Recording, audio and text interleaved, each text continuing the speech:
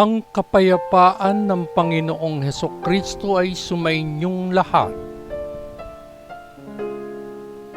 Magandang araw sa inyong lahat, saan mang sulok ng mundo kayo naroroon sa sandaling ito. Ang babasahing banal na kasulatan sa araw na ito ay pinamagatan kong ang nagtitiwala sa Diyos makakasumpong ng tibay at kaligtasan.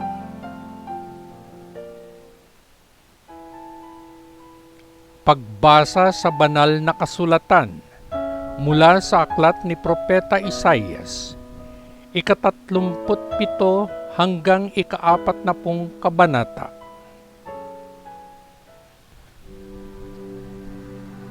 Hiningi ng hari ang payo ni Isaias.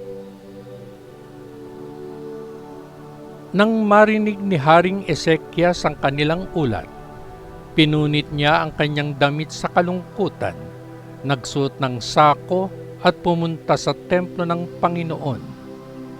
Isinugo niya si Eliakim ang opisyal ng palasyo, si Sebna ang kalihim ng korte, at ang mga matataas na pari kay Propeta Isaias na anak ni Amos. Nakasuot din sila ng sako. Ito ang mensahe na sinabi niya sa kanila na ibigay kay Isaias. Ngayon ay isang araw ng pagdurusa. Tayo ay pinarurusahan at nasa kahihiyan. Para tayong isang babae na handa ng manganak, ngunit napakahina para gawin ito. Ang emperador ng Assyria ay nagpadala ng kanyang punong opisyal upang insultuhin ang buhay na Diyos.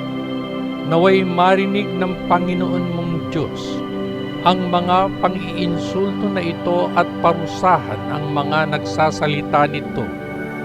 Kaya't manalangin sa Diyos para sa ating mga taong nabubuhay. Nang matanggap ni Isaias ang mensahe ni Haring Hezekias, ibinalik niya ang sagot na ito. Sinasabi sa iyo ng Panginoon na huwag hayaang takutin ka ng mga Asyryano sa pamamagitan ng kanilang pag-aangkin na hindi kanya ililigtas. Ipaparinig ng Panginoon sa emperador ang isang alingaw-ngaw na magpapabalik sa kanya sa kanyang sariling bansa at doon siya ipapapatay ng Panginoon.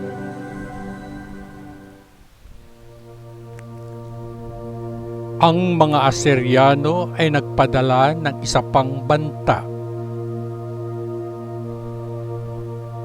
Nalaman ng opisyal ng Assyria na ang emperador ay umalis sa Lachish at nakikipaglaban sa kalapit na lungsod ng Libna.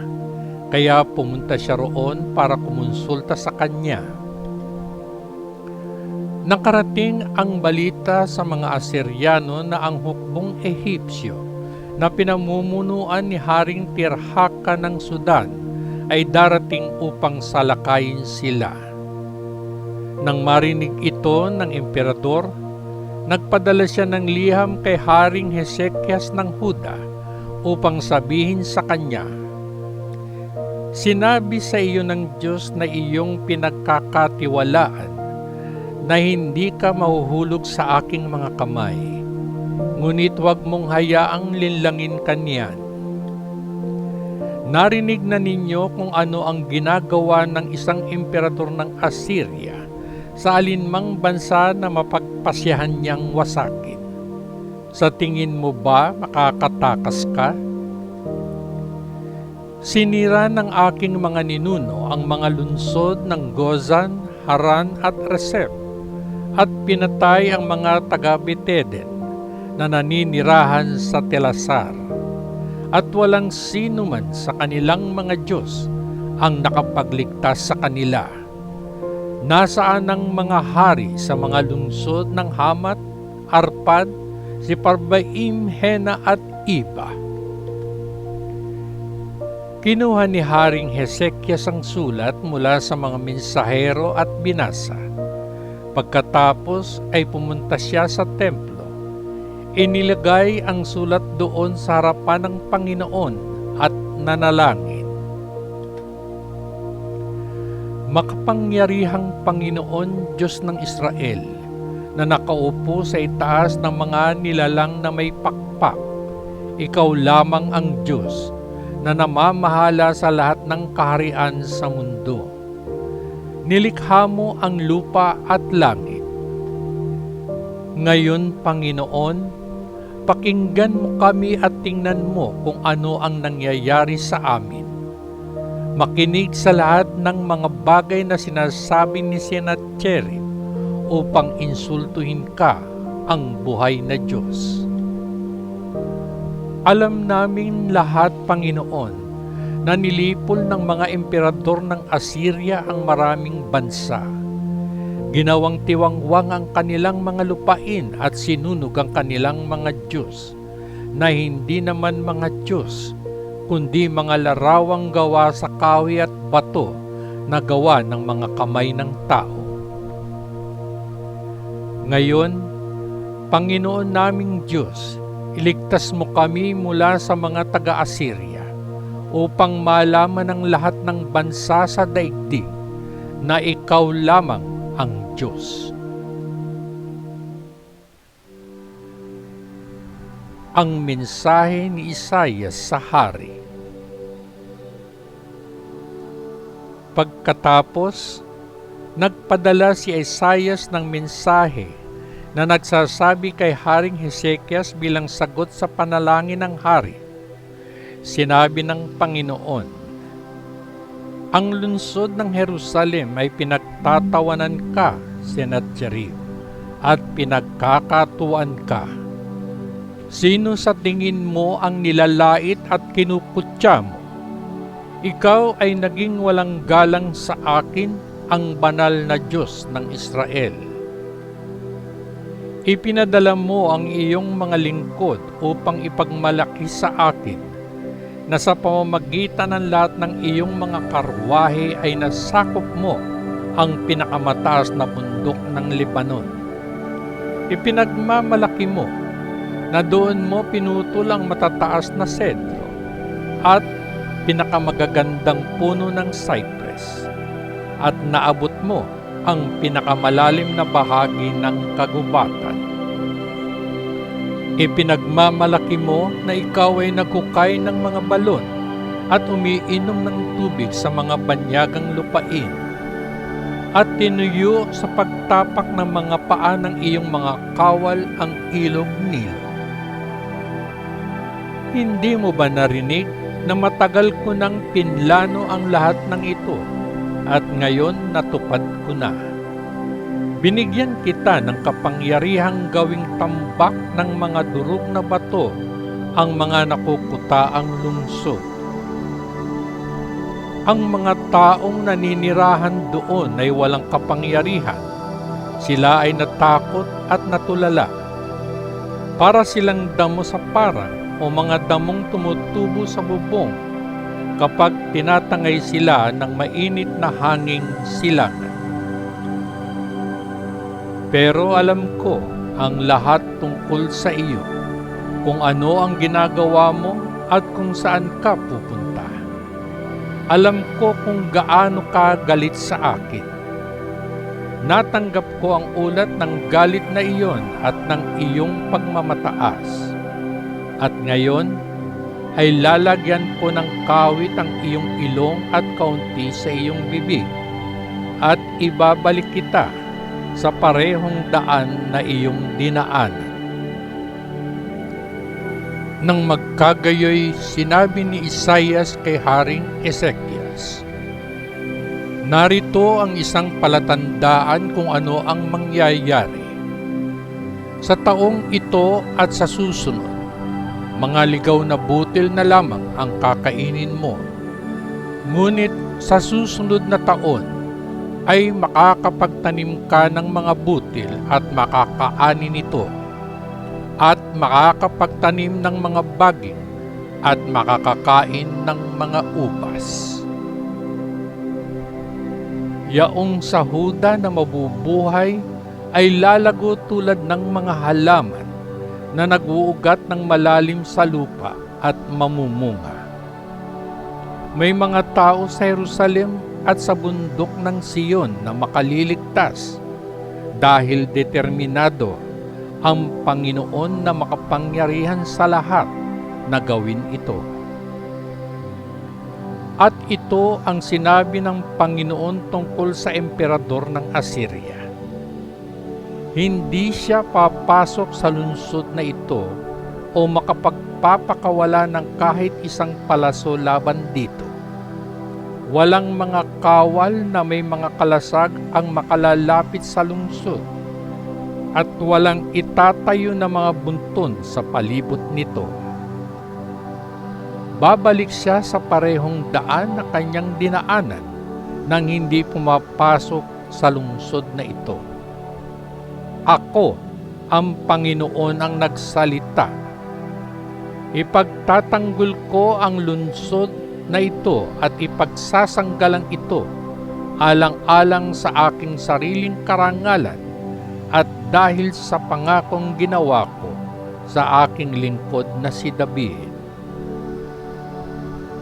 Isang anghel ng Panginoon ang pumunta sa kampo ng mga Asyriano at pumatay ng 185,000 kawal. Sa madaling araw kinabukasan doon sila nakahiga, patay lahat. Pagkatapos ay umalis ang emperador ng Assyria na si Sennacherib at bumalik sa Nineve. Isang araw, nang siya ay sumasamba sa templo ng kanyang Diyos na si Nisro, pinatay siya ng 2 sa kanyang mga anak, sina Adramelech at Sharezer, sa pamamagitan ng kanilang mga espada at pagkatapos ay tumakas sa lupain ng Ararat. Isa pa sa kanyang mga anak, si Esarhaddon, ang humalili sa kanya bilang emperador. Ang pagkakasakit at paggaling ni Haring Hezekias. Noong panahong iyon, nagkasakit si Haring Hezekias at muntik nang mamatay. Ang propetang si Isaias na anak ni Amos ay pumunta sa kanya at sinabi sa kanya, "Sinasabi sa iyo ng Panginoon na dapat mong ayusin ang lahat dahil hindi ka nagagaling. Paghandaan mo na ang kamatayan." Iniharap ni Hezekias ang kanyang mukha sa dingding at nanalangin, "Alalahanin mo, Panginoon, na naglingkod ako sa iyo ng tapat at lagi kong sinisikap na gawin ang nais mong gawin ko." At nagsimula siyang umiyak ng mapait. Pagkatapos ay iniutos ng Panginoon kay Isaias upang bumalik kay Hezekias at sabihin sa kanya, "Ako ang Panginoon, ang Diyos ng iyong ninunong si David, ay dininig ang iyong panalangin at nakita ang iyong mga luha. Hahayaan kitang mabuhay ng 15 taon. Ililigtas kita at ang lungsod na ito ng Jerusalem mula sa emperador ng Assyria at patuloy kong poprotektahan ang lungsod." Sumagot si Isaias, "Bibigyan ka ng Panginoon ng tanda upang patunayan na tutuparin niya ang kanyang pangako. Sa hagdanan na ginawa ni Haring Ahaz, ibabalik ng Panginoon ang anino ng 10 hakbang, at ang anino ay umatras ng 10 hakbang." Matapos gumaling si Hezekias mula sa kanyang karamdaman, isinulat niya ang awit ng papuring ito. "Akala ko sa kasaganaan ng buhay ay pupunta ako sa mundo ng mga patay. Hinding-hindi na mapamumuhay ang buhay ko. Akala ko sa mundong ito ng mga buhay ay hindi ko na makikita ang Panginoon o sino mang nabubuhay na tao. Ang aking buhay ay pinutol at natapos, tulad ng isang tolda na ibinaba, tulad ng tela na pinutol mula sa isang habihan. Akala ko wawakasan na ng Diyos ang buhay ko. Buong gabi akong sumigaw sa sakit na para bang binali ng leon ang aking mga buto. Akala ko wawakasan na ng Diyos ang buhay ko. Ang aking boses ay manipis at mahina at ako ay umuungol na parang kalapati. Pagod na ang mga mata ko sa pagtingala sa langit. Panginoon, iligtas mo ako sa lahat ng problemang ito. Ano ang masasabi ko? Ginawa ito ng Panginoon. Ang aking puso ay mapait at hindi ako makatulog. Panginoon, mabubuhay ako para sa iyo lamang. Pagalingin mo ako at hayaan mo akong mabuhay. Ang aking kapaitan ay magiging kapayapaan. Iniligtas mo ang aking buhay sa lahat ng panganib. Pinatawad mo lahat ng kasalanan ko. Walang sino man sa mundo ng mga patay ang makakapuri sa iyo. Ang mga patay ay hindi makapagtitiwala sa iyong katapatan. Ang buhay ang pumupuri sa iyo, gaya ng pagpupuri ko sa iyo ngayon. Sinasabi ng mga ama sa kanilang mga anak kung gaano ka katapat. Panginoon, pinagaling mo ako. Tutugtog kami ng mga alpa at aawit ng iyong papuri. Aawit ng papuri sa iyong templo habang kami ay nabubuhay. Sinabi ni Isaiah sa hari na lagyan ng pandikit na gawa sa igos ang kanyang piksa at gagaling siya.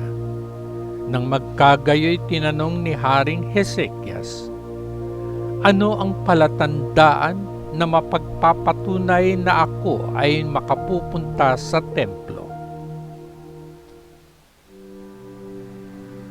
Mga mensahero mula sa Babilonya.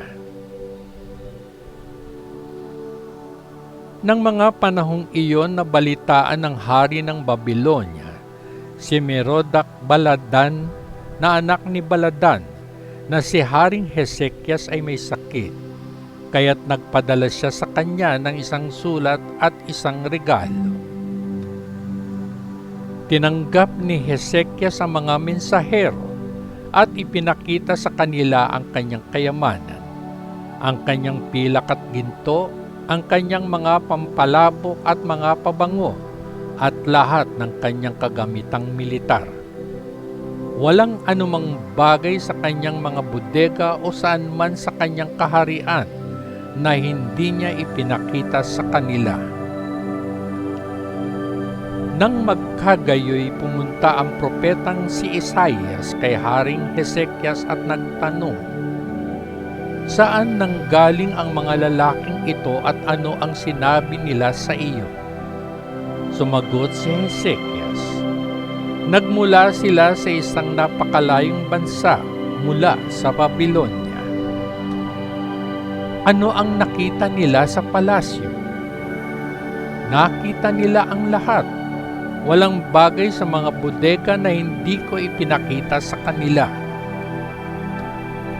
Pagkatapos ay sinabi ni Isaiah sa hari, sinabi ng Panginoong makapangyarihan sa lahat, na darating ang panahon na ang lahat ng nasa iyong palasyo, ang lahat ng inimbak ng iyong mga ninuno hanggang sa araw na ito, ay dadalhin sa Babilonya. Walang iiwanan. Ang ilan sa iyong mga direktang inapo ay kukunin at gagawing mga bating upang maglingkod sa palasyo ng hari ng Babilonya. Sa pangunawa ni Haring Hezekias, ang ibig sabihin nito ay magkakaroon ng kapayapaan at katiwasayan sa panahon ng kanyang buhay. Kaya't sumagot siya, "Ang mensahe na ibinigay mo sa akin mula sa Panginoon ay mabuti." Mga kataga ng pag-asa. "Aliwin mo ang aking bayan," sabi ng Panginoon. "Aliwin mo sila, pasiglahin ang mga tao sa Jerusalem. Sabihin sa kanila na matagal na silang nagdusa at ang kanilang mga kasalanan ay pinatawad na ngayon. Pinarusahan ko sila ng buo para sa lahat ng kanilang mga kasalanan." Isang boses ang sumisigaw, "Maghanda sa ilang ng 100 para sa Panginoon. Linisin ang daan sa disyerto para sa ating Diyos. Punan ang bawat lambak, patagin ang bawat bundok. Ang mga burol ay magiging kapatagan at ang magaspang na lupain ay magiging makinis. Tapos ay mahahayag ang kaluwalhatian ng Panginoon at makikita ito ng buong sangkatauhan.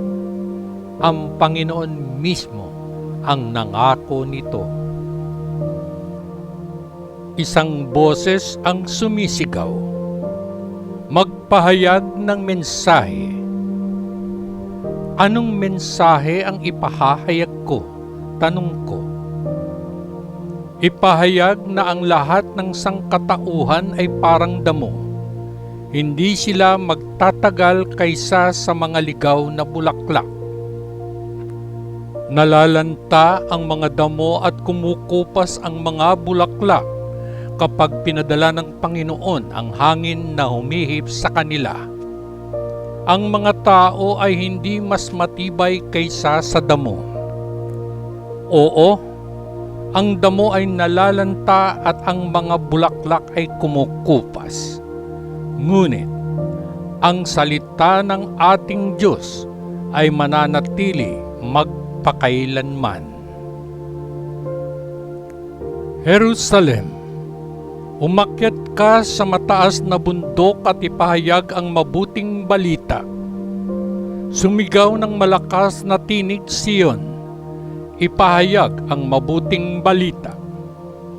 Magsalita at huwag matakot. Sabihin sa mga bayan ng Huda na ang kanilang Diyos ay darating.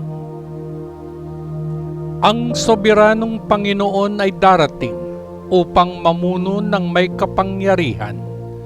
Kasama niya ang mga taong kanyang iniligtas. Aalagaan niya ang kanyang kawan tulad ng isang pastol. Pipisanin niya ang mga tupa at dadalin sila sa kanyang mga bisig. Malumanay niyang aakayin ang kanilang mga inaha. Ang walang kapantay na Diyos ng Israel. Maaari bang masukat ng sinuman ang karagatan sa pamamagitan ng mga dakot? O sukatin ng langit gamit ang kanyang mga kamay? Maaari bang hawakan ng sinuman ang lupa ng mundo sa isang tasa? O timbangin ang mga bundok at burol sa timbangan? Maaari bang sabihin ng sinuman sa Panginoon kung ano ang gagawin? Sino ang makapagtuturo sa kanya o makapagbibigay ng payo? Kanino sumasangguni ang Diyos upang malaman at maunawaan at matutunan kung paano dapat gawin ang mga bagay? Sa Panginoon, ang mga bansa ay walang kabuluhan, hindi hihigit sa isang patak na tubig. Ang malalayong isla ay kasing liwanag ng alikabok. Ang lahat ng mga hayop sa kagubatan ng Lebanon ay hindi sapat para sa isang hain sa ating Diyos. at ang mga puno nito ay napakakaunti upang magsunog ng apoy. Ang mga bansa ay walang kabuluhan sa kanya. Kanino maihahambing ang Diyos? Paano mo mailalarawan kung ano siya? Siya ay hindi gaya ng isang Diyos-Diyosan na ginagawa ng mga manggagawa, na tinatakpan ng ginto ng mga manggagawang metal at inilalagay sa tuntungan ng pilak. Ang taong hindi kayang bumili ng pilak o ginto ay pipili ng kahoy na hindi mabubulok. Hahanap siya ng isang mahusay na manggagawa upang gumawa ng isang imahe na hindi mahuhulog. Hindi mo ba alam? Hindi ba sinabi sa iyo noon? Hindi mo ba narinig kung paano nagsimula ang mundo? Ito ay ginawa ng isa na nakaupo sa kanyang luklukan sa itaas ng lupa at sa kabila ng langit. Ang mga tao sa ibaba ay mukhang kasing liit ng mga langgam. Iniunat niya ang langit na parang kortina tulad ng tolda na tirahan. Ibinagsak niya ang mga makapangyarihang pinuno at pinababa sila sa wala. Para silang mga batang halaman na kalatag lang at halos walang ugat.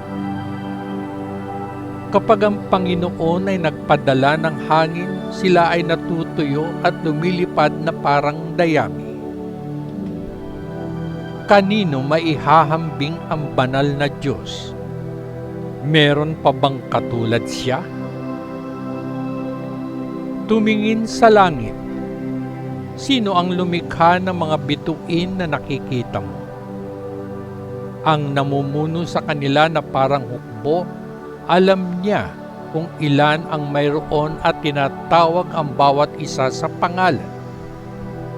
Ang kanyang kapangyarihan ay napakadakila. Ni isa sa kanila ay hindi nawawala kailanman. Israel, bakit ka nagrereklamo na hindi alam ng Panginoon ang iyong mga problema? O pagmamalasakit kung ikaw ay dumaranas ng kawalan ng katarungan?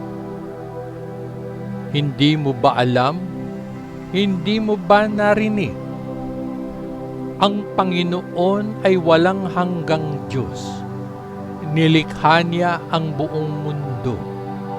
Hindi siya napapagod o nababagot. Walang nakakaintindi sa kanyang mga iniisip. Pinalalakas niya ang mga mahihina at pagod. Maging ang mga kabataan ay nanghihina. Ang mga kabataang lalaki ay maaaring mahulog sa pagod. Ngunit, ang mga nagtitiwala sa Panginoon para sa tulong ay masusumpungan ang kanilang lakas. Sila'y babangon sa mga pakpak na parang mga agila. Sila'y tatakbo at hindi mapapagod. Lalakad sila at hindi manghihina. Ang salita ng Diyos. Papuri sa Diyos Ama sa kaitaasan. Sa ngalan ng Panginoong Hesukristo na ating manunubos. Amen. Amen. Amen. Peace.